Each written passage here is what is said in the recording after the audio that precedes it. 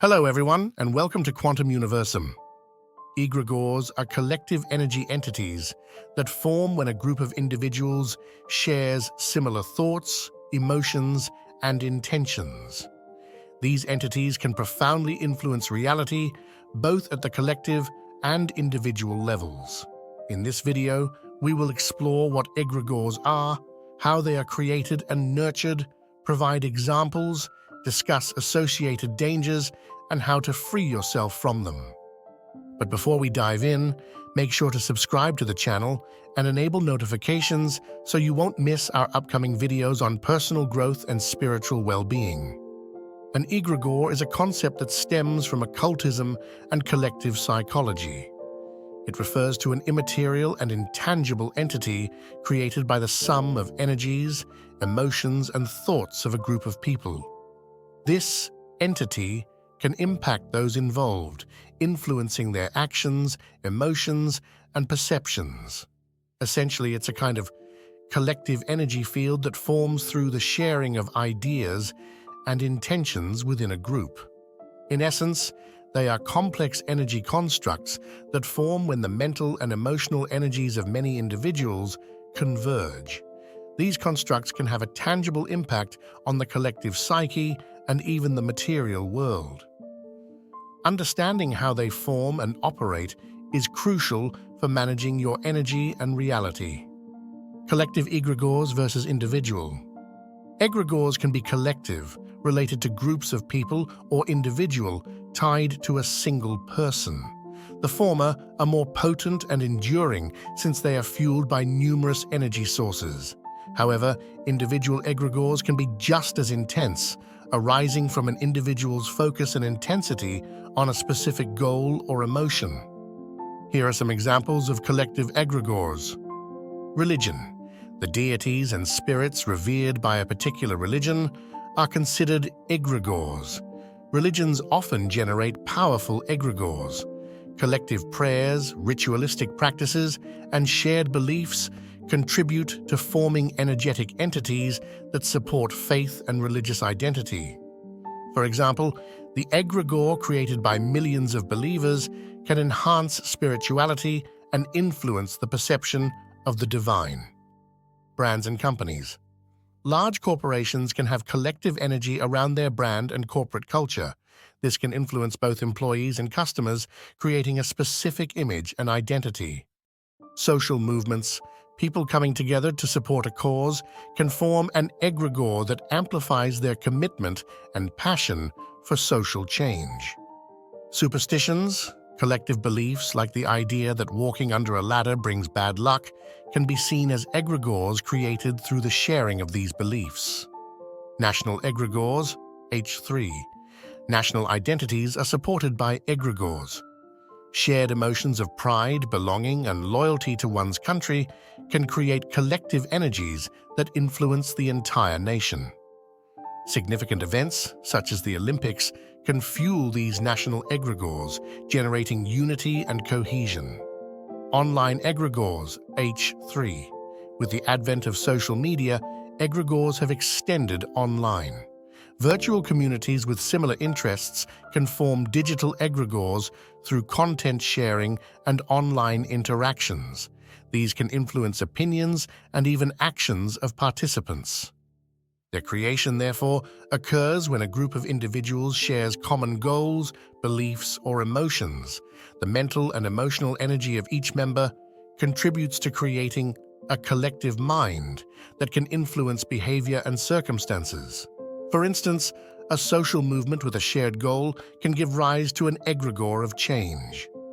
In general, their creation involves common steps mentioned in traditions that deal with egregores. Here they are. Collective intent and focus. A group of people comes together with a common idea, goal, or interest. The shared intention becomes the core energy around which the egregore may form. Rituals and practices. The group engages in rituals, meditations, prayers, or other intentional practices that help focus energy and solidify the egregore. These collective activities create a focal point for the group's energy. Visualization and imagination. Participants envision the egregore as a living and vibrant entity, attributing it characteristics, purposes, and distinctive traits. This visualization process helps breathe life into the egregore in the collective imagination. Ongoing strengthening. The group continues to nurture the egregore through active participation, faith, devotion, and regular performance of rituals or practices. This reinforces the egregore's energy and keeps it alive. Care and protection. Some traditions suggest establishing protective methods for the egregore so that its energy is not dissipated or negatively influenced by external forces. Transmission to future generations. In some beliefs, the egregore can be passed on to future generations, keeping the energy and connection with the original group alive. It's important to note that these stages are general and can vary significantly depending on traditions and beliefs. Egregores are like living entities that require nourishment to survive. The mental and emotional energies of those participating in the group contribute to sustaining the egregore. Meetings, rituals, and continuous intent sharing strengthen this energy entity over time. Approaches to feeding and killing an egregore may vary based on the beliefs of those within these groups. However, here are some general points on how an egregore can be nourished or weakened. Nourishing an egregore. Faith and devotion. An egregore can be fed by the faith, devotion, and rituals performed by a group of people. Prayers, meditations, and rites can focus the group's energy into the collective entity, strengthening it. Collective activities, collective actions that reflect the ideals and goals of the egregore can boost its energy. For example, a social movement might gain strength from organized demonstrations or protests. Weakening or killing an egregore. Dissipation of interest. If the group of people loses interest or no longer actively participates, the egregore may weaken as it lacks the nourishment of their energies and attention. Change of direction. If the group drastically changes its ideas, goals, or beliefs, the egregore may lose energy as it is no longer aligned with what created it. Disbandment of the group. If the group dissolves or disperses, the egregore may gradually weaken as connections among participants break. Cultural shifts. Cultural or social changes can influence the perception and relevance of the egregore, potentially leading to a decrease in the energy supporting it. Decline and dissolution of egregores. Egregores can fade or dissolve if group members stop actively contributing.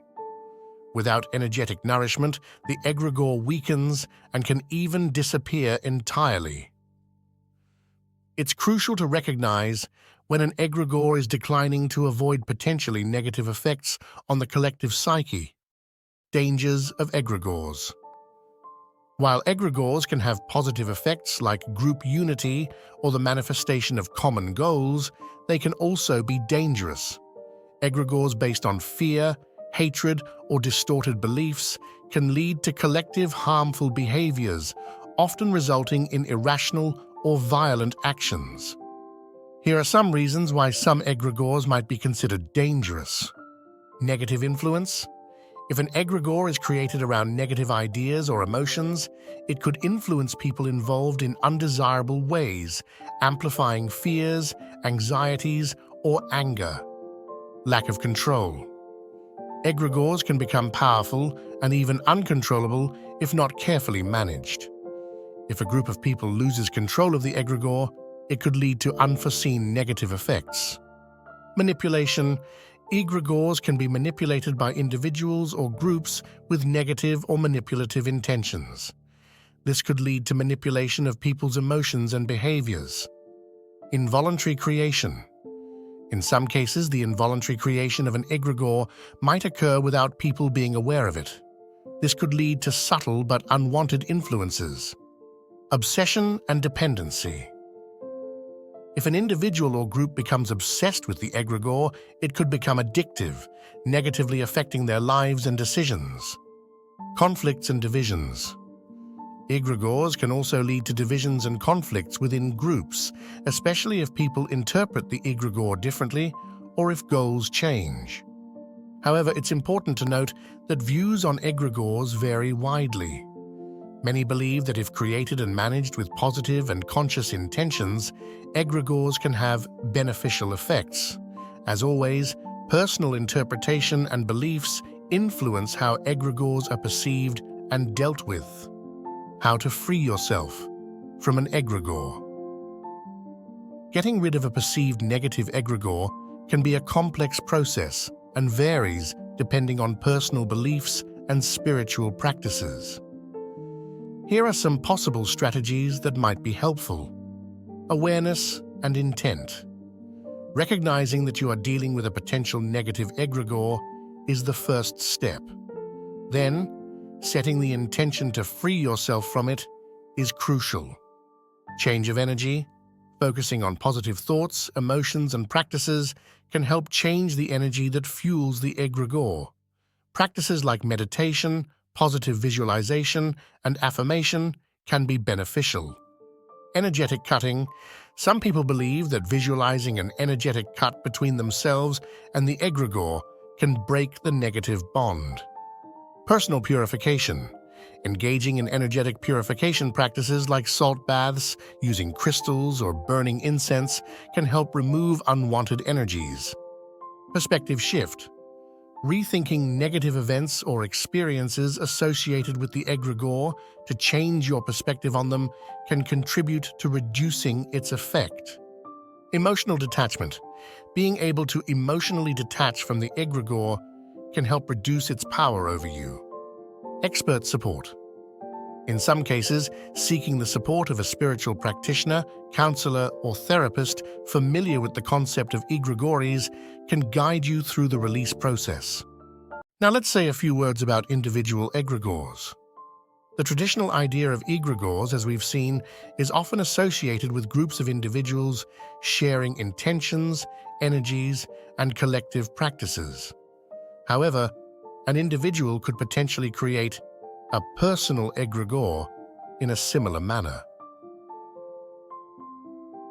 By following steps similar to those mentioned earlier, but focusing one's energies, intentions, and practices on a specific goal or imaginary entity.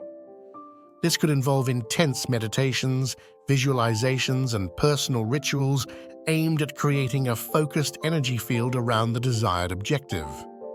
The practice of repeating positive affirmations in the context of the law of attraction, for instance, can be seen as a way to create a small, personal egregore. While traditional egregores often involve groups of people, the focused repetition of positive affirmations by an individual can generate a kind of personal energy field around those affirmations. The practice of positive affirmations is often aimed at influencing one's subconscious mind and focusing on specific goals. By repeating affirmations like, "I am happy and prosperous," or "I attract abundance into my life," you seek to condition the mind to believe these statements and attract corresponding positive situations. If we consider key elements of an egregore, such as focused intent, emotional energy, and visualization, the practice of positive affirmations can have similarities. However, it's important to note that egregores typically involve many minds and collective intentions, whereas the practice of positive affirmations is an individual process. In conclusion, as we've seen, egregores are powerful energy forces that can shape our reality. Whether collective egregores linked to religions and nations or individual egregores tied to personal goals, understanding how they are created and influenced is essential for managing your energy and living consciously. Thank you for joining me in this video, and if you enjoyed it and would like to see more videos like this, don't forget to let me know by liking and leaving a comment. See you soon in the next video.